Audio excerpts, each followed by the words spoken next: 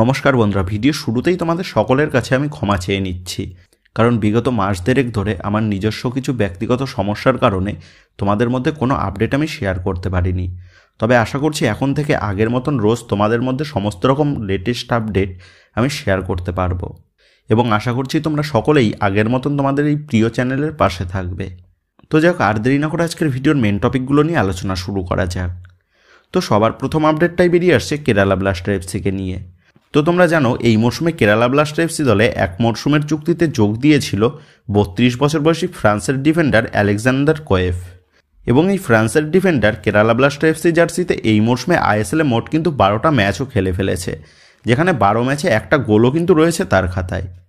তবে এই মুহূর্তের যে লেটেস্ট আপডেটটা জানা যাচ্ছে যে এই জানুয়ারি ট্রান্সফার উইন্ডোতে এই আলেকজান্ডার কোয়েফকে বিদায় জানাতে পারে কেরালা ব্লাস্টার এফসি ম্যানেজমেন্ট, এবং এই কোয়েফের পরিবর্তে আইএসএলের অভিজ্ঞতা সম্পন্ন এক বিদেশি ডিফেন্ডারের সাথে কিন্তু ইতিমধ্যেই কথাবার্তা শুরু করে দিয়েছে কেরালা ব্লাস্টার এফসি ম্যানেজমেন্ট। এবং যেমনটা আপডেট, সেই বিদেশির তরফ থেকে কেরালা ব্লাস্টার এফসি ম্যানেজমেন্টকে গ্রিন সিগন্যাল জানানো হলেই আলেকজান্ডার কোয়েফকে কিন্তু অফিসিয়ালিভাবে গুড বাই জানিয়ে দিতে পারে কেরালা ব্লাস্টার এফসি ম্যানেজমেন্ট। এবং এই কোয়েফের পাশাপাশি কিন্তু আরও এক বিদেশিকে এবার কিন্তু অফিসিয়ালিভাবে গুড বাই জানিয়ে দিয়েছে কেরালা ব্লাস্টার এফসি ম্যানেজমেন্ট। আর সেই বিদেশি প্লেয়ারটা হচ্ছে 2023-24 মরশুমে কেরালা ব্লাস্টার এফসি দলে চূড়ান্ত হওয়া অস্ট্রেলিয়ান স্ট্রাইকার জোসুয়া সোটেরিও। তো এই জোসুয়া সোটেরিও কেরালা ব্লাস্টার এফসি দলে যোগ দিলেও 2023-24 মরশুম থেকেই চোটের কারণে কিন্তু একটাও ম্যাচ খেলার সুযোগ হয়নি তার কেরালা ব্লাস্টার এফসি জার্সিতে। এবং এই মুহূর্তে দাঁড়িয়ে যে লেটেস্ট আপডেটটা জানা গেছে, এই জোসুয়া সোটেরিওকেও কিন্তু এবার অফিসিয়ালিভাবে গুড বাই জানিয়ে দিয়েছে কেরালা ব্লাস্টার এফসি ম্যানেজমেন্ট। তবে এবার কিন্তু বিদেশি পরিবর্তনের পাশাপাশি কেরালা ব্লাস্টার এফসি ম্যানেজমেন্ট তারা কিন্তু তাদের একজন গুরুত্বপূর্ণ ভারতীয় প্লেয়ারকেও বিদায় জানিয়ে দিয়েছে।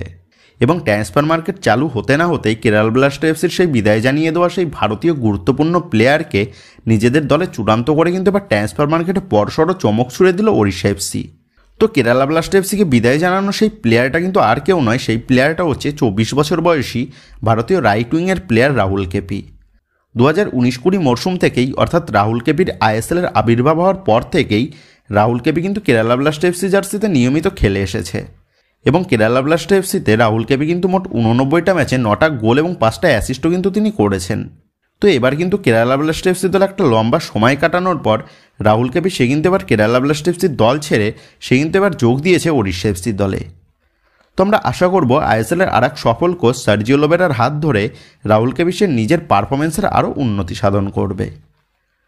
তো যাই হোক, এই জানুয়ারি ট্রান্সফার উইন্ডোতে ওড়িশা এফসি রাহুল কেপি এবং ব্রাজিলিয়ান স্ট্রাইকার দরিলটনকে চূড়ান্ত করলেও এবার কিন্তু এক তরুণ ভারতীয় প্লেয়ার ওড়িশা এফসি দল থেকে সে কিন্তু বিদায় নিয়ে নিয়েছে। আর ওড়িশা এফসি দল থেকে বিদায় নেওয়ার সেই প্লেয়ারটা হচ্ছে 22 বছর বয়সী ওড়িশা এফসি দলের তরুণ গোলকিপার নিরাজ কুমার।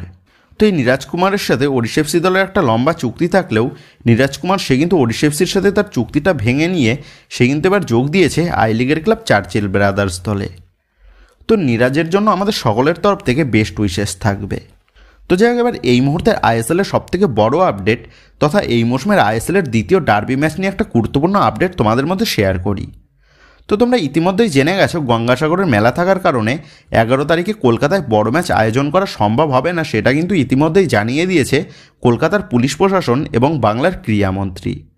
কিন্তু 11 তারিখে এই বড় ম্যাচটা কলকাতায় অনুষ্ঠিত করানো সম্ভব না হলেও আইএসএল ম্যানেজমেন্ট তারা কিন্তু চাইছে যে করেই হোক 11 তারিখে এই বড় ম্যাচটা আয়োজন করতে, যার ফলে আইএসএল ম্যানেজমেন্ট তারা কিন্তু ইতিমধ্যেই সিদ্ধান্ত নিয়ে নিয়েছে 11 তারিখেই অন্য কোনো ভেন্যুতে এই ডার্বি ম্যাচটা পরিচালনা করতে। এবং সেই মতো নিয়ে আইএসএল ম্যানেজমেন্ট কিন্তু এই বড় ম্যাচের জন্য 2 থেকে 3টে স্টেডিয়াম তারা কিন্তু সিলেক্ট করে রেখেছে, যাদের মধ্যে রয়েছে ওড়িশা এফসির স্টেডিয়াম, জামশেদপুরের স্টেডিয়াম এবং নর্থ ইস্ট ইউনাইটেড এফসির স্টেডিয়াম। তবে জামশেদপুর এফসির কোচ খালিদ জামিল সে কিন্তু সরাসরিভাবে আইএসএল ম্যানেজমেন্টকে জানিয়ে দিয়েছে তাদের মাঠে ডার্বি ম্যাচটা তারা করতে দেবে না, কারণ যেহেতু ডার্বির পরেই জামশেদপুর এফসির সাথে মোহনবাগানের ম্যাচ রয়েছে জামশেদপুর এফসির হোম গ্রাউন্ডে, সেই কারণে জামশেদপুর এফসির হেড কোচ খালিদ জামিল চাইছে না মোহনবাগানকে এই ম্যাচে কোনো বাড়তি অ্যাডভান্টেজ দিতে, যার ফলে আপাততভাবে কলিঙ্গ স্টেডিয়াম এবং গুয়াহাটির ইন্দিরা গান্ধী স্টেডিয়াম এই দুটো স্টেডিয়ামে কিন্তু এগিয়ে রয়েছে এই বড় ম্যাচ আয়োজনের জন্য। এবং এই মুহূর্তে যেমনটা লেটেস্ট আপডেট জানা গেছে, খুব সম্ভবত ইন্দিরা গান্ধী স্টেডিয়াম তথা নর্থ ইস্ট ইউনাইটেড এফসির হোম গ্রাউন্ডেই এই বড় ম্যাচ অনুষ্ঠিত হওয়ার সম্ভাবনাটা কিন্তু প্রবল। এবং যেমনটা আপডেট, আজ আইএসএল ম্যানেজমেন্ট তারা মোহনবাগান ও ইস্ট বেঙ্গল দুই প্রধানের ম্যানেজমেন্টের সাথে বৈঠক করেই চূড়ান্ত সিদ্ধান্ত জানিয়ে দেবেন কোন স্টেডিয়ামে অনুষ্ঠিত হতে চলেছে এই মৌসুমের আইএসএলের দ্বিতীয় ডার্বি ম্যাচ। তবে সবশেষে একটাই কথা বলবো, ডার্বি ম্যাচ কলকাতায় হলে যে পরিমাণ দর্শকের উপস্থিতি আমরা দেখতে পেতাম, সেই পরিমাণের দর্শকের উপস্থিতি কিন্তু অন্য কোনো স্টেডিয়ামে হবে না। সেক্ষেত্রে আইএসএল ম্যানেজমেন্টের উচিত ছিল 11 তারিখের ম্যাচটা পোস্টপন্ড করে অন্য কোনো দিন কলকাতাতেই এই বড় ম্যাচটা আয়োজন করার। তো যাই হোক বন্ধুরা, তোমরাও যদি আমার কথাতে একমত হয়ে থাকো তাহলে কিন্তু অবশ্যই তোমরা কমেন্ট করে জানিয়ে দিও। তো যাই হোক, নেক্সট আপডেটটা বেরিয়ে আসছে মোহনবাগানকে নিয়ে। তো এই মুহূর্তে মোহনবাগানকে কেন্দ্র করে বেশ কিছু গুরুত্বপূর্ণ আপডেট কিন্তু বেরিয়ে এসেছে। তবে সেটা ট্রান্সফার মার্কেটে মোহনবাগান দলের কোনো নতুন প্লেয়ারের ইনকামিংয়ের নয়, সেটা হচ্ছে মোহনবাগান দল থেকে প্লেয়ারের বিদায় নিয়ে। এবং যেমনটা আপডেট জানা গেছে, এই জানুয়ারি ট্রান্সফার উইন্ডোতে মোহনবাগান দল থেকে কিন্তু একাধিক প্লেয়ার বিদায় নিতে পারে, যাদের মধ্যে যে প্লেয়ারটার নাম সবথেকে উল্লেখযোগ্য সে হচ্ছে এই মৌসুমে মোহনবাগান দলে যোগ দেওয়া মোহনবাগান দলের সপ্তম বিদেশি তথা নুনোরেস। তো যেমনটা খবর জানা গেছে, এই জানুয়ারি ট্রান্সফার উইন্ডোতে আইএসএলের কোনো এক ক্লাবে লোন ডিলে নুনোরেসকে ছেড়ে দেওয়ার পরিকল্পনা করেছে কিন্তু মোহনবাগান ম্যানেজমেন্ট। এবং যেমনটা খবর, ইতিমধ্যেই আইএসএলের একাধিক ক্লাব তারা কিন্তু নুনোরেসকে দলে নেওয়ার জন্য ইন্টারেস্টও শো করেছে, এবং সেই মতনই তারা মোহনবাগান ম্যানেজমেন্টের সাথে কিন্তু কথাবার্তাও শুরু করে দিয়েছে। এবং যেমনটা খবর, সেই ক্লাবগুলোর মধ্যে যে ক্লাবের অফার মোহনবাগান ম্যানেজমেন্টের মনোপুত হবে, সেই ক্লাবেই কিন্তু নুনোরেসকে ছেড়ে দিতে চাইছে মোহনবাগান ম্যানেজমেন্ট। তবে আবার তোমাদের এটাও জানিয়ে রাখি, কোনো ক্লাবের অফারই যদি মোহনবাগান ম্যানেজমেন্টের মনোপুত না হয়, সেক্ষেত্রে কিন্তু এই মৌসুমের বাকি মাসগুলোতেও নুনোরেসকে কিন্তু আনরেজিস্টার হিসাবেই রেখে দিতে পারে মোহনবাগান। সেক্ষেত্রে এখন এটাই দেখার বিষয় হবে শেষ পর্যন্ত নুনোরেস আইএসএলের অন্য কোনো দলে যোগ দেয় নাকি মোহনবাগান দলেই আনরেজিস্টার বিদেশি হিসাবে থেকে যায়। তো যে একেবারে নেক্সট আপডেটগুলো কলকাতার আরেক প্রধান তথা ইস্ট বেঙ্গলকে নিয়ে। তো ইস্ট বেঙ্গল দলের বিদেশি মিডফিল্ডার মাদি থালাল গোটা মরশুমের জন্য ছিটকে যাওয়ার কারণে ইতিমধ্যেই ইস্ট বেঙ্গল ম্যানেজমেন্ট তারা কিন্তু মাদি থালালের রিপ্লেসমেন্ট প্লেয়ার খোঁজাও শুরু করে দিয়েছে। এবং সেই মতনই ট্রান্সফার মার্কেটে 24 বছর বয়সী কোস্টারিকান স্ট্রাইকার জার্গুয়েন্স মন্টেনেগ্রোর নাম কিন্তু ইস্ট বেঙ্গল দলের সাথে বেশ জোরালোভাবে শোনা গেছে। এবং যেমনটা খবর জানা গেছে, ইস্ট বেঙ্গল ম্যানেজমেন্ট তারা কিন্তু এই কোস্টারিকান স্ট্রাইকারের সাথে অনেক দূর পর্যন্ত কথাবার্তাও চালিয়েছে। তবে এর মাঝেই ইস্ট বেঙ্গল সমর্থকদের জন্য কিন্তু বড়সড় একটা দুঃসংবাদ বেরিয়ে এসেছে এই স্ট্রাইকারটাকে কেন্দ্র করে।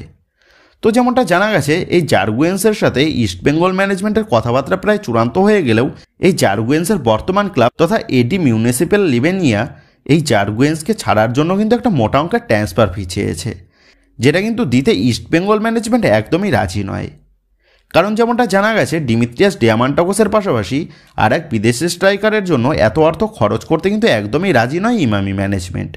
যার ফলে যেমনটা জানা গেছে, এই জার্গুয়েন্সের সাথে ইস্ট বেঙ্গল ম্যানেজমেন্টের অনেক দূর পর্যন্ত কথাবার্তা এগোলেও তার বর্তমান ক্লাবের বিপুল অর্থ দাবি থাকার কারণে এই ডিলটা ক্যান্সেল করার পথে রয়েছে কিন্তু ইস্ট বেঙ্গল ম্যানেজমেন্ট। সেক্ষেত্রে এখন এটাই দেখার বিষয় হবে মাদি থালালের পরিবর্তন হিসাবে কোন বিদেশি প্লেয়ার চূড়ান্ত হয় লাল হলুদ শিবিরে। তবে east Bengal coach Oscar Bruzon তিনি কিন্তু স্পষ্টই জানিয়ে দিয়েছে, আগামী 11 তারিখের ডার্বি ম্যাচের আগে কিন্তু ইস্ট বেঙ্গল দলের নতুন কোনো বিদেশি প্লেয়ার চূড়ান্ত হচ্ছে না। সেক্ষেত্রে ইস্ট বেঙ্গল ম্যানেজমেন্ট কত শীঘ্রই নিজেদের নতুন বিদেশি প্লেয়ার চূড়ান্ত করে, সেই দিকেই কিন্তু এখন নজর থাকবে আপামর লাল হলুদ জনতার। তো যে একেবারে লাস্ট আপডেটটা বেরিয়ে আসছে আজ ইস্ট বেঙ্গল বনাম মুম্বাই সিটি এফসির ম্যাচ নিয়ে। তো এই মৌসুমের আইএসএলের টপ 6-এর রাস্তা পাকা করার জন্য আজকের ম্যাচটা কিন্তু মুম্বাই সিটি এফসির পাশাপাশি ইস্ট বেঙ্গলের জন্য বেশ গুরুত্বপূর্ণ একটা ম্যাচ। কারণ ইতিমধ্যেই এই মৌসুমের আইএসএলের টপ 6-এর রাস্তাটা কিন্তু বেশ কঠিন হয়ে গেছে, যার ফলে আজকের ম্যাচ থেকে দুটি দলই কিন্তু চাইবে যে কোনো মূল্যে পুরো পয়েন্ট অর্জন করতে। আর সেই কারণেই east Bengal coach Oscar Bruzon তিনি কিন্তু মুম্বাই সিটি এফসিকে হারানোর জন্য বর্তমানে ইস্ট বেঙ্গল শিবিরে অ্যাভেলেবেল থাকা প্লেয়ারদের মধ্যে থেকে নিজের বেস্ট প্লেইং 11টা কিন্তু আজ মাঠে নামাতে চলেছে। সেক্ষেত্রে কোচ অস্কার ব্রুজন তিনি কিন্তু আজকেও তার পছন্দের ফরমেশন 4-2-3-1 এই ফরমেশনেই মাঠে দল নামাতে চলেছে, যেখানে আজকের ম্যাচেও ইস্ট বেঙ্গলের গোলপোস্ট নিচে দেখা যাবে গিলকে।